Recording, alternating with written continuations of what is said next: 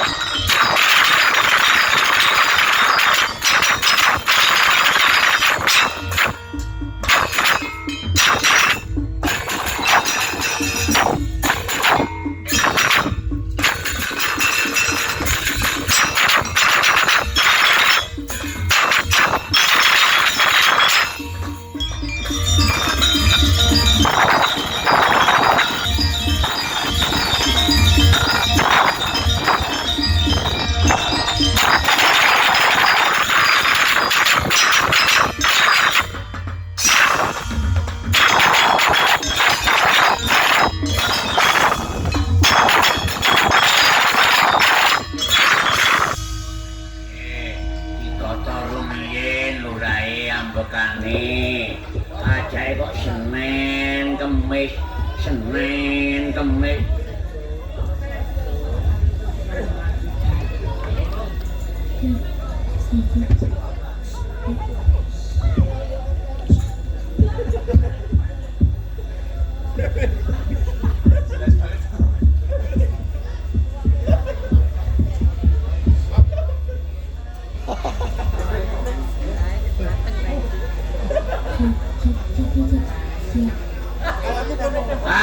Nggih, wong pucuke mboten enten.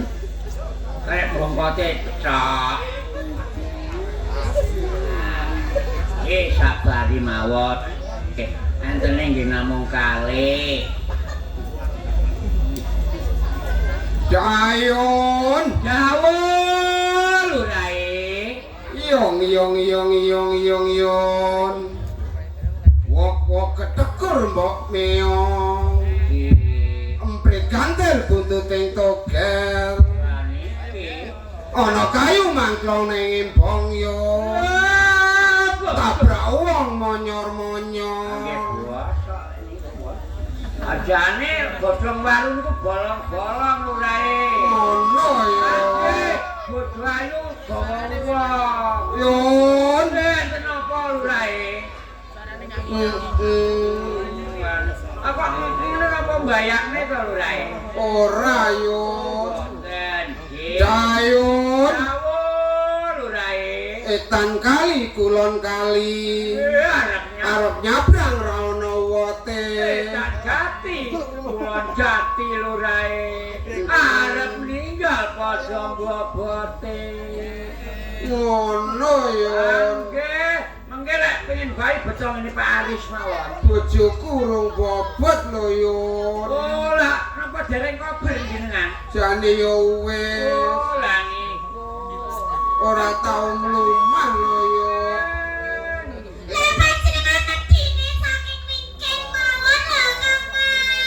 Sing ngene lho diajeng. Aja salah penampa. Niku saya macan. Nggih. Lah, nggih. Tegese mlumah diajeng. Diajeng ora nate nyuwun marang Gusti. Kuwi sing tak jaluk diajeng. Malah mutar kabeh. Nggih. Katon tek kula. Jenengan niku nggih ngoten jenengane liwat buri. Memang nggih penak liwat buri niku gratis lurae. Estu. Oh monggo.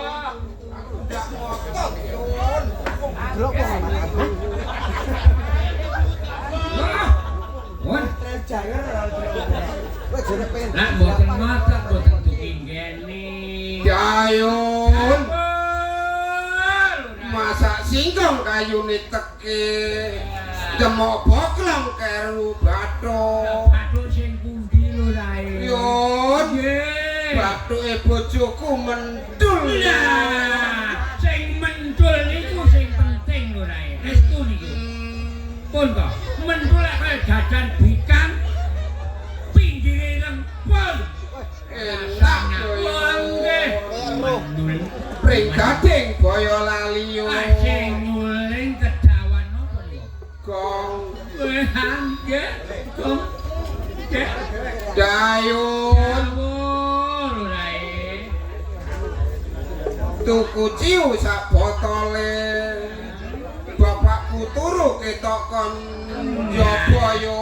Nggih, angger suruh kita kon dalan. Sing gebangeten ki bapakku lho yo. Lah kok saged?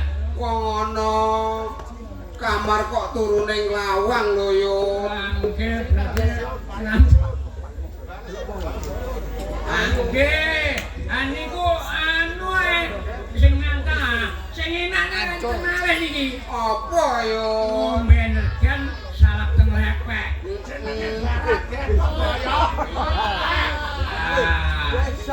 Wong nggih.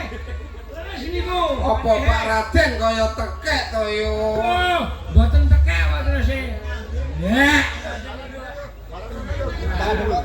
ngombe energen, milengke lho rae. Ditelani lepek. Sing Pak Raden kok kaya apa wae? Pak Raden niku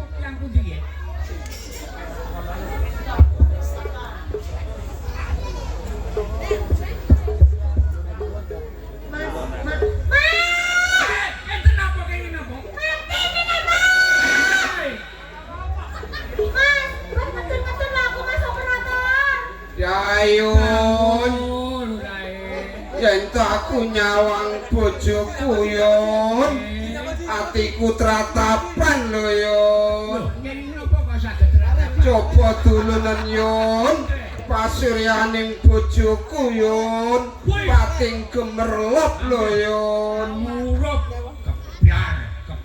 Loh, sinten wonge sing boten pengin nyemal? saben dina aku mung nyemol lho yon Boten saged ngemil niku. ora isa aku mung nyemol Kemiye kapan jenengan niku? sesuk isuk yon Ana umat. diajeng wae to diajeng lan kowe diajeng unyeng-unyeng yon yen aku ngrokke bojoku loro kuwi yon ora kuat lho yon awakku padha gatel kabeh lho yon Gampil nek jenengan boten kiat. Kula purun kok sayang. Estu niku. piye yon Purun sayang. kurang ajar kowe yon Maksude sayang boten. ngono ya yon diajeng wae to diajeng piye kumpule adi-adimu diajeng Antuk berkah pangestu saha panjenengan dalem Kang Mas. Para adi-adi kula menika sedaya ndereng sowan. Boten wonten ingkang nggotangi lho Kang Mas. ngono ya diajeng Kang Mas. yen ngono diajeng kabeh para putri aturna lungguh sing kepenak ya diajeng Dawuh Kang Mas. paman angkat buta paman dawuh kadening balan ana angger kados pundi kempalipun sedaya para prajurit man kasunyataning kempaling sedaya para prajurit boten wonten ingkang godhaning palenggan malah para sedaya tansah ngangklungaken jangga nelingaken karna nenggodhaipun jenengan dalem ana angger paman angkat buta man bila saking menika man panjenengan kula trilenggah prayogi nggih man mangetaken dawuh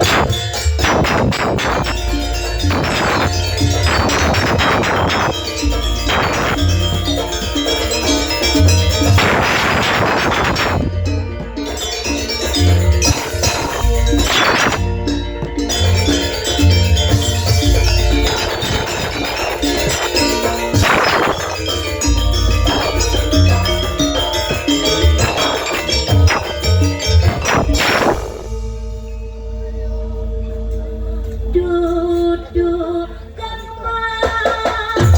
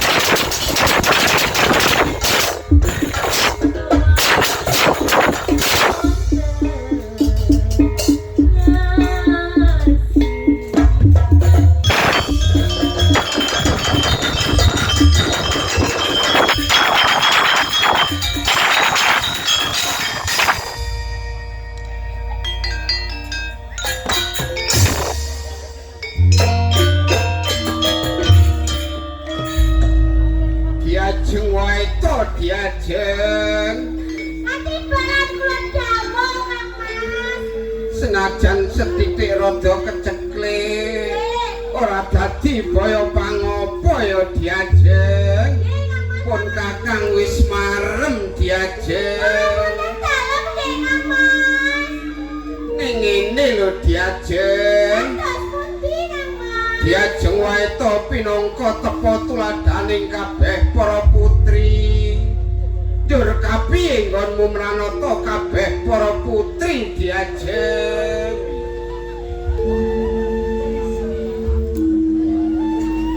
Sedaya para putri wonten Kadipaten Blambangan menika sampun wasih ugi prigel lho Kang Mas.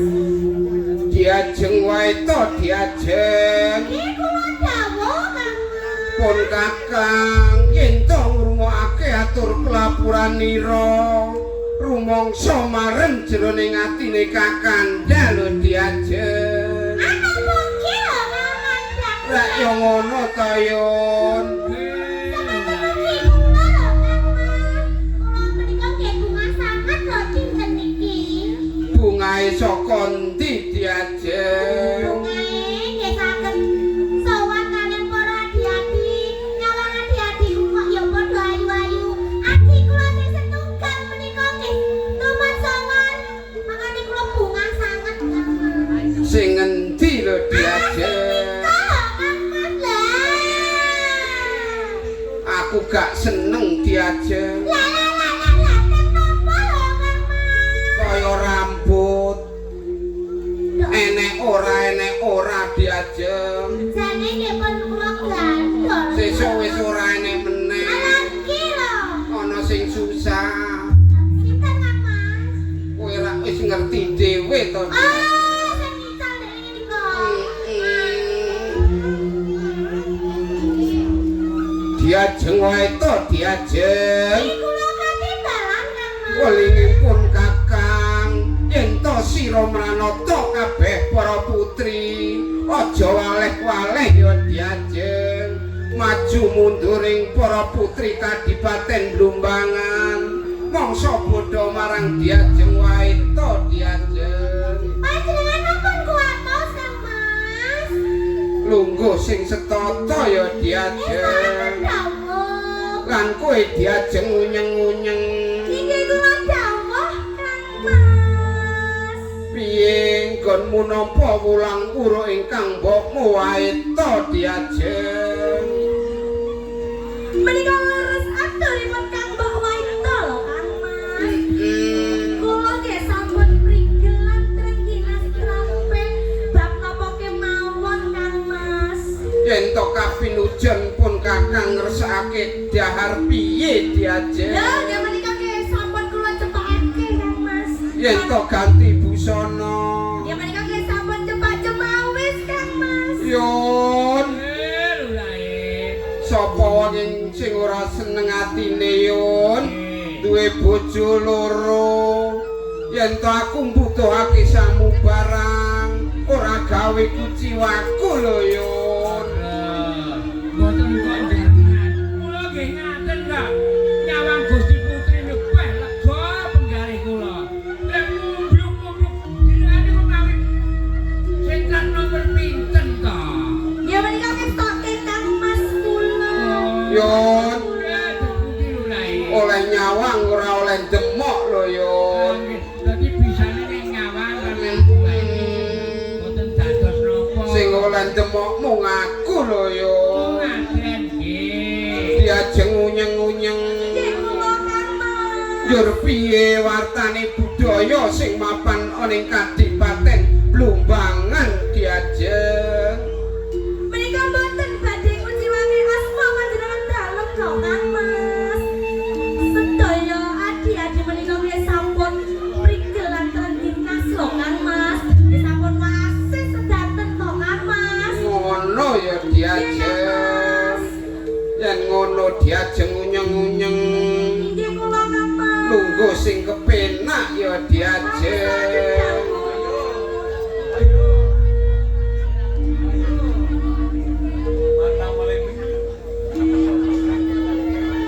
Paman angkat Butoman.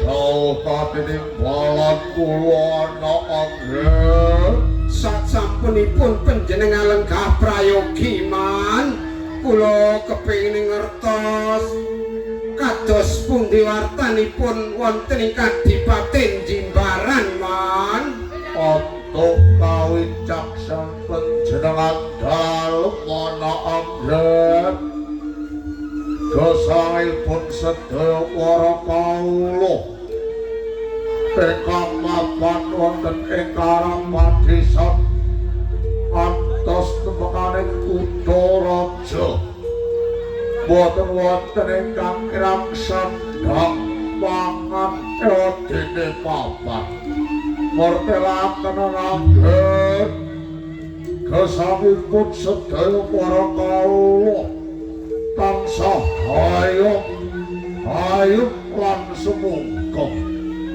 paman angkat buta man derek bingah raos sing manah kula menawi to kula midhangetaken menapa ingkang panjenengan aturaken man ning kula weling dhateng panjenengan man terus pundi ana anggen panjenengan kedah ngatekaken gesangipun sedaya para kawula jalaran gen panjenengan jumejer adipati wonten ing Kadipaten Jimbaran saged langgeng kalamun dipun sengkuyung sedaya para kawula man pangestoaken dawuh ana anggen sarening kebaksoaning para prajurit sawetawis panjenengan kula lenggah prayogi nggih man terang prayogi anggenipun kula lenggah ugi panjenengan paman renggut muka man kaluhuran oh anak akhir uswa ina jigo kados pundi pawartanipun gen panjenengan meranata sedaya para prajurit man anggen kula tak sedaya prajurit ing Kadipaten Lawangan sedaya sami pituhu aturipun panjenengan dalem boten wonten satunggalipun ingkang mancani jauh panjenengan Dayon piye rasa rasane ngatimu yon ning beda karo aku lho yon janing aku ki rada isin lho yon apa ya pantes yen to anak mantu disembah karo maratuwa yon yen mungguhe kula mboten dados napa mantu niku wonten dalam menika wonten Kadipaten Benten kang gadah panguwasa panjenengan dalem apa ngono ya yon ora dosa to yon paman renggut muka man menawi ngaten kula aturi lenggah prayogi nggih man wis saken ugi panjenengan paman jarum muka man anggen kula sagiatu kalian kawas kula lagi pameran prajurit wonten Kadipaten Lawangan sedaya boten wonten ingkang udan-udan Pancala atur panjenengan kula tampi kula aturi lenggah prayogi nggih man ugi panjenengan paman jarum mampang dawuh kula katinggalan kados pundi ngen panjenengan nindakaken kewajiban wonten ing Kadipaten Blumbangan man anggen kula tindakaken wajib jagi wonten ing paregolan sapunika sampun siap siaga ngaten nggih man lha panjenengan kados pundi man anggen kula nindakake bab sesambekan jagi wonten ing Tapelawas sakmenika boten panjenengan semua panjenengan dalem ning kula weling dhateng panjenengan man ampun ngantos wonten tiyang ingkang badhe munggah pendhapi Kadipaten Blumbangan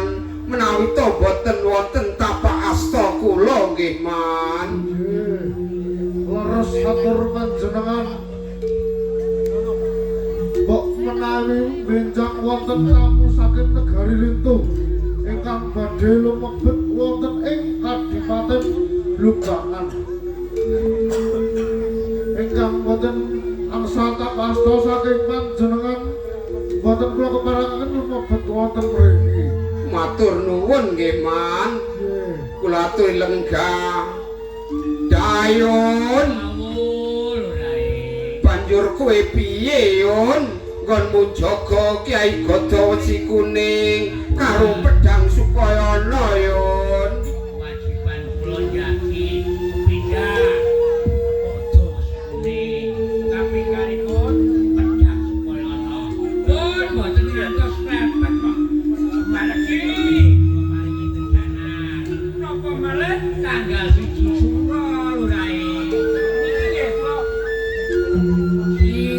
Kula paringi dalan kanthi kawulipun lurae. Ning aku mung weling marang sira, Yun. Konmu jaga Kyai Gada Wesi Kuning ibaratake njaga nyawamu dhewe, Yun. Ibarate tiyang kekeluargaan aniki bojo kula sing sejati kok. Ngono ya, Yun. Lurae. Paman angkat buta, Man. Ini balat kula ana angger. Sejatosipun ngen kula nimbali panjenengan wonten kawigatosan ingkang badhe kula aturaken dhateng dika, Man. Menawi to kula nite aturing bojo kula waita dalah puyengan anggenipun olah seni swara langan besan sami wasis umpami tak todi wonten papan ngriki kados pundi, Man. Papan leleresanana angger punika ingkang sampun diranti dening sedaya para sentananing jurit. Diajeng wae to, diajeng unyeng-unyeng. Dawuh Kang Mas. Wis ora tak ambali maneh diajeng. Sira tak keparangake jengkar diajeng. Akan dawuh. Ayo Di.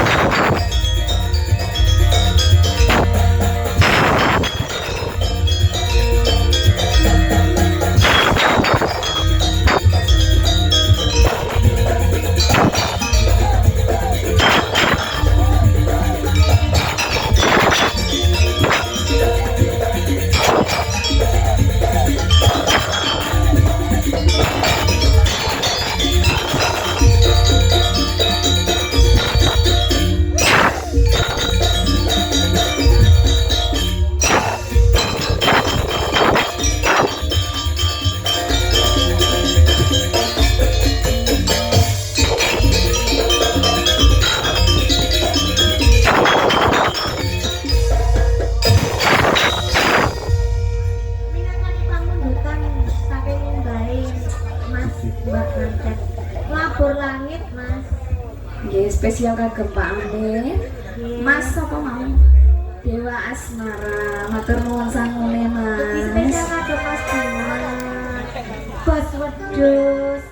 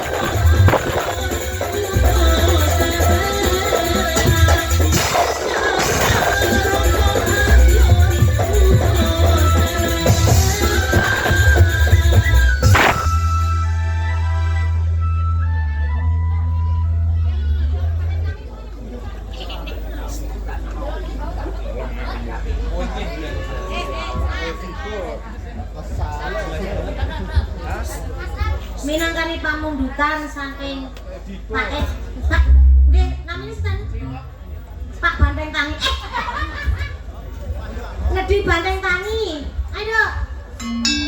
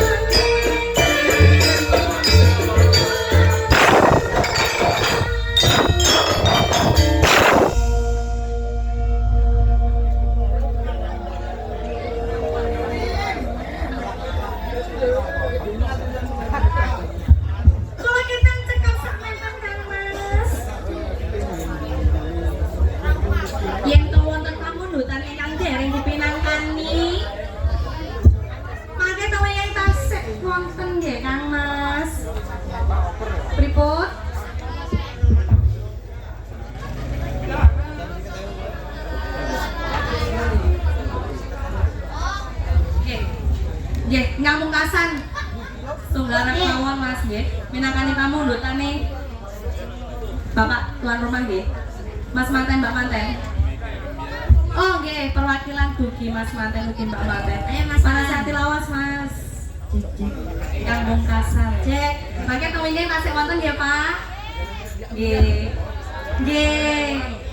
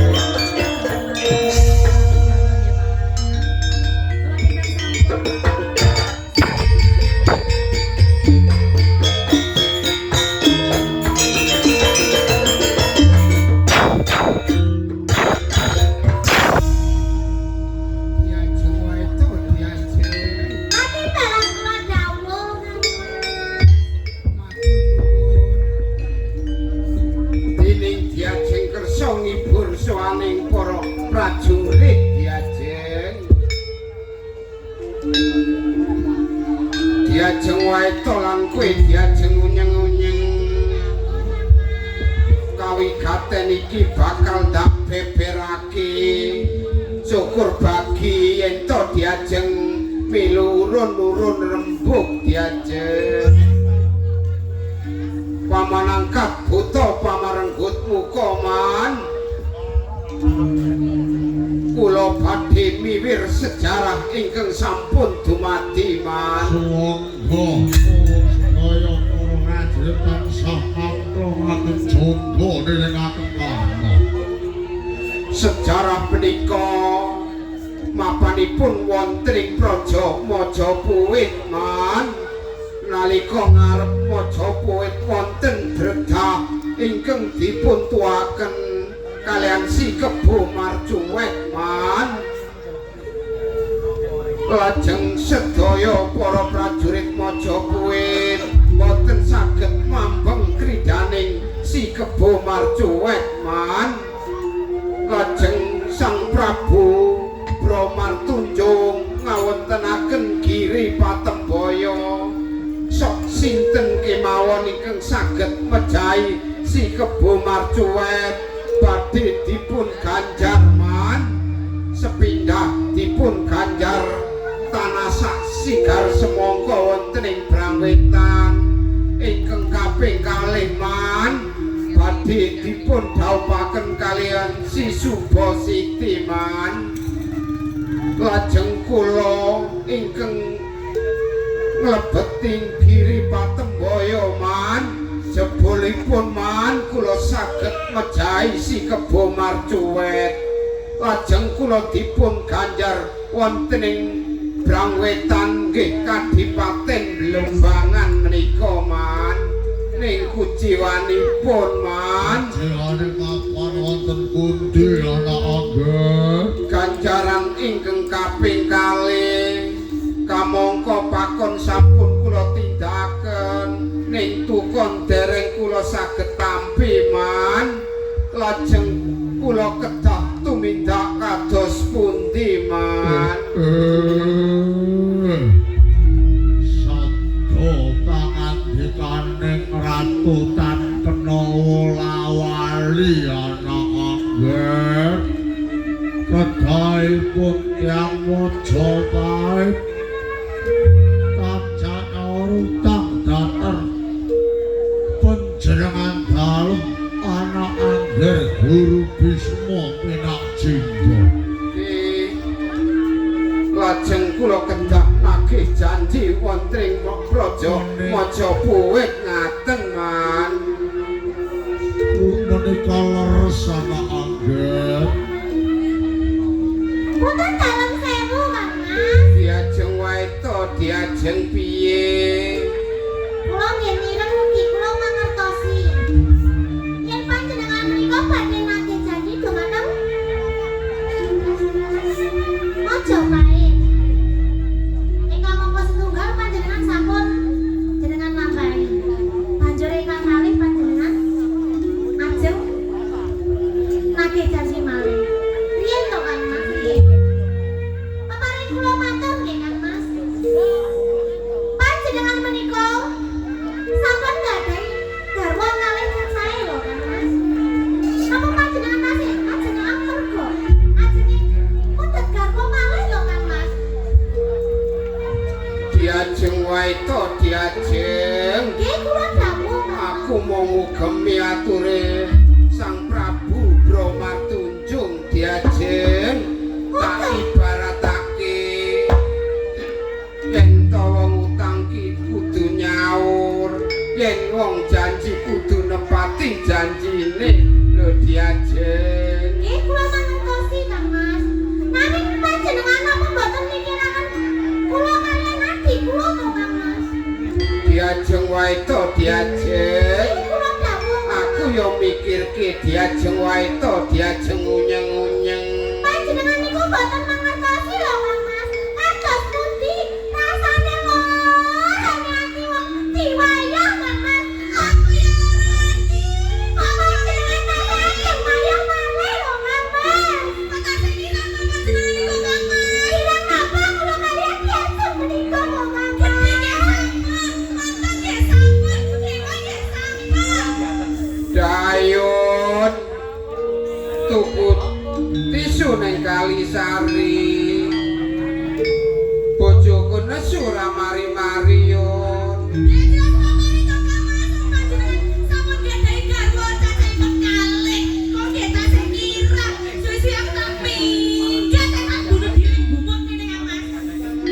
karepku ngene lho Diajeng lain rasa lain rupa lho Diajeng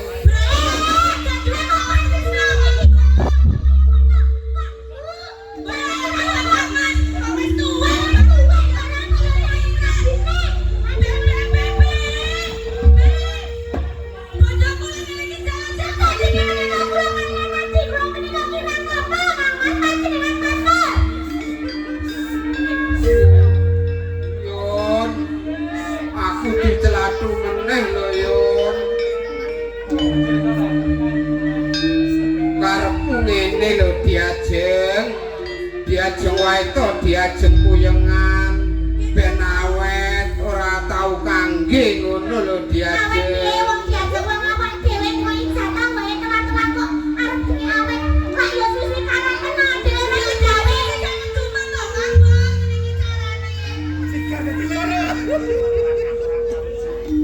sajatos pun kula kalian diajeng boten nyarujuki ing panjenengan megarwa malih kan Mas Diajeng wae to diajeng puyengan kowe ra wis ngerti dhewe to Diajeng sing kuwasa ning Kadipaten Blambangan ya mung bojomu Dipati Huru Bisma Minajingga kamangka aku wis sumpah Diajeng sapa wae sing mancahi dawuhing ratu bakal napa pidana kalebu kowe Diajeng wae to Diajeng puyengan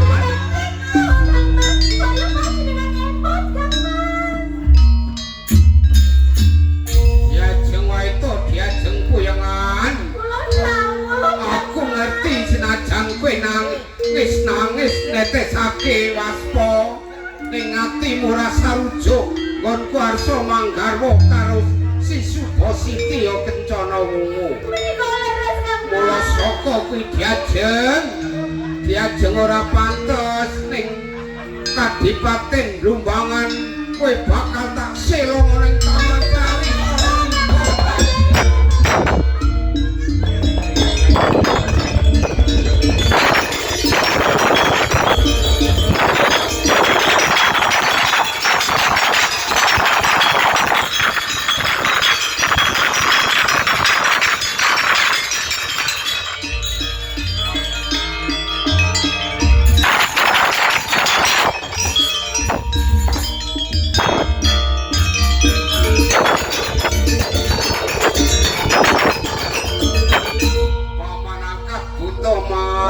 Katene balon kula anak anggen. Ngapunten nggih Man, kula wantun nyelong. Diajeng wae to diajeng unyeng-unyeng Man. Semanten ugi kula dumetring Dyang Sempah.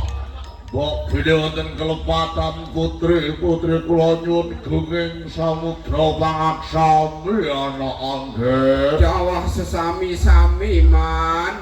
Dayon aku njaluk tulung mancing ning kapungkuran pundhutna surat Yoyon.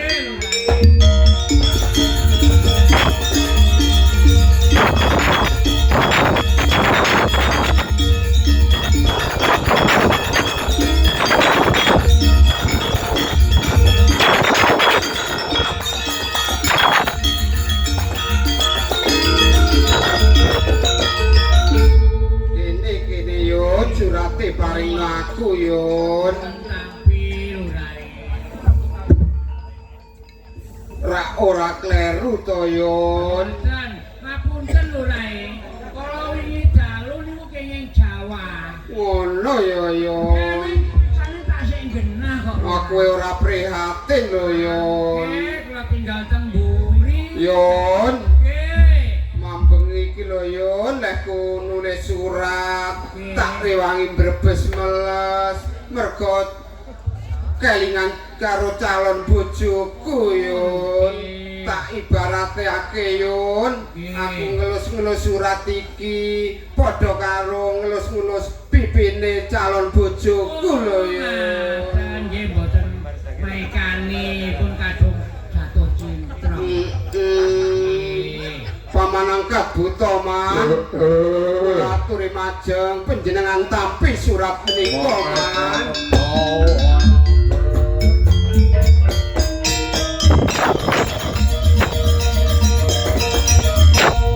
Paman angkat buta